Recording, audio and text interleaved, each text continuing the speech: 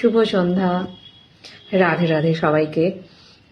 আমাদের ভাবনা বদল এবং জীবন বদল, এই যে একটা চিন্তা ভাবনার বদলের কথা এবং অভ্যাস, যেটা নিয়ে শুরু হয়ে গেছে আমাদের এক্সপেরিমেন্ট চলছে অনেক দিন থেকেই। যখন সেটার আমরা ফল পাচ্ছি, যখন জীবনে দেখতে পাচ্ছি, আমি অনেক মোটিভেশনাল স্পিকার যারা আছেন, আমি সকলের মোটামুটি কাছ থেকে যে নলেজটা পেয়েছি সেটাকেই কিন্তু আবার চেষ্টা করছি আমার বন্ধু যারা কেউ হয়তো মিস করে গেছে বা যাদের হয়তো সেই জায়গাটায় কোনো সময় এমন হয়েছে যে মিস হয়ে গেছে বা পৌঁছায়নি, তাদের জন্য আজকে কিছু কথা আছে। ব্যস্ততা তো সবার জীবনেই, কাজেই সবাই সময় করে সবকিছু হয়তো শুনে উঠতে পারে না। যেমন ভিটামিন আমরা যদি নিই, আমাদের চেহারা একটা এফেক্ট আসবে, এবং আমাদের প্রাত্যহিক জীবনের ডায়েট যেমন যদি আমরা চেঞ্জ করি, তাহলে একটা অবশ্যই পরিবর্তন আসবে। সেরকম থিঙ্কিং প্যাটার্ন চেঞ্জ করলে আমাদের জীবনে একটা অবশ্যই পরিবর্তন আসবে। এটা আমরা অনেকেই অজ্ঞাত এই বিষয়টা নিয়ে, আমরা জানি না ঠিক করে যে কিভাবে ভাবতে হয়। আমরা যেমন অনেক সময় এটাও জানি না আমাদের কি শুনতে হয়, বা আমরা এটাও জানি না আমাদের কি বলতে হয়।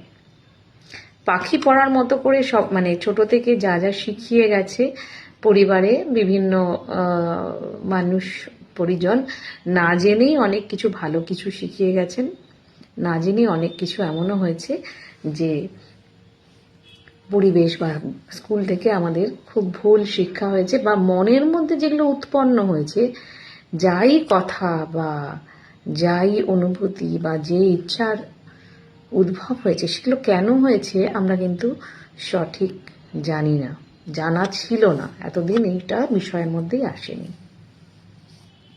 এখন এটা বহু বছর ধরে মানুষের রিসার্চের ফল, এটা খুব সায়েন্টিফিক একটা বিষয়। এটাকে তুচ্ছতাচ্ছিল্য করার কোনো কারণ নেই, কারণ এটা ভীষণ সায়েন্টিফিক।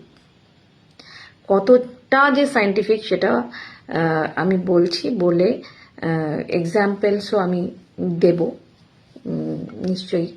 সেটা বিভিন্নভাবেই অনেক বড় বড় এক্সাম্পল আছে। কিছু শব্দ, সেটা গানের আকারে হোক, আবৃত্তির আকারে হোক, বা পাঠ্যপুস্তকের ভেতর দিয়ে হোক, বা গল্পের বইয়ের মারফত হোক, আমরা অনেক সময় পড়ে থাকি এমন কিছু গল্প বা এমন কিছু শব্দ বা এমন কিছু গান শুনি যে সেটাই আমরা অবচেতন মনে কি করি, সেটাই আমরা আওড়াতে থাকি। কিন্তু সেটা একেবারেই করা যাবে না, কারণ যখন আবেগ মিশে যায় সেই শব্দটার সাথে, একটা কথা বলছিস তার মধ্যে কোনো আবেগ জড়িয়ে নেই, সেটা কিন্তু অত ভয়ঙ্কর নয়। কিন্তু যে কথার ভেতরে আবেগ জড়িয়েছে, ফ্রিকোয়েন্সিটা এমন হয়েছে, তখন আমাদের চারপাশের যে অণুপরমাণু, যেটা আমরা দেখতে পাচ্ছি না কিন্তু তারা প্রচণ্ডভাবে উপস্থিত, এবং মেসেঞ্জার্স, অ্যাঞ্জেলস আর দেয়ার, মানে হচ্ছে গুড ভাইব্রেশন ক্যাচার, এবং at the same time devil is also present. আমরা অ্যাক্টিভেট করব অ্যাঞ্জেলকে। অ্যাঞ্জেল মানে কি না, গুড ভাইব্রেশন। গুড ভাইব্রেশন দিয়ে আমরা কি করব, গুড ভাইব্রেশন দিয়ে আমরা যে আমাদের চারদিকের নেগেটিভ এনার্জিস করে বেড়াচ্ছে তাকে একেবারে নিউট্রালাইজ করব। নিউট্রালাইজ করতে পারার ক্ষমতা আমাদের মধ্যে রয়েছে। আমরা শুনে থাকছি যে সমস্ত বড় বড় পডকাস্ট হচ্ছে, যে সমস্ত মোটিভেশনাল স্পিকাররা কথা বলছেন, তাদের অরার যে পরিধি, সেটা দেখে বোঝা যায় যে তাদের এনার্জি লেভেলটা কতটা হাই।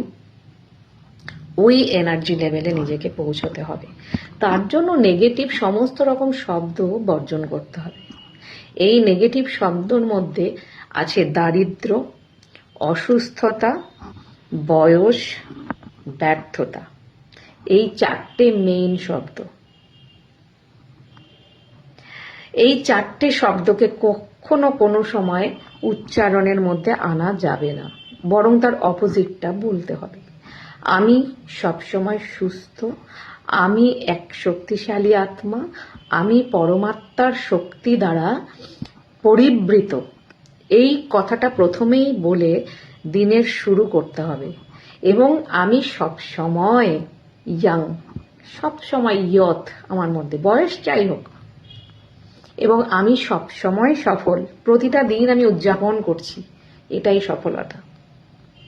কে অফিসার, কে পাইলট, কে সেলিব্রিটি, সিঙ্গার, এগুলো দেখার দরকার নেই। আমার জীবনে আমি জীবনটাকে এগিয়ে নিয়ে যাচ্ছি উইথ অনেস্টি, সেটা সবথেকে বড় সফলতা।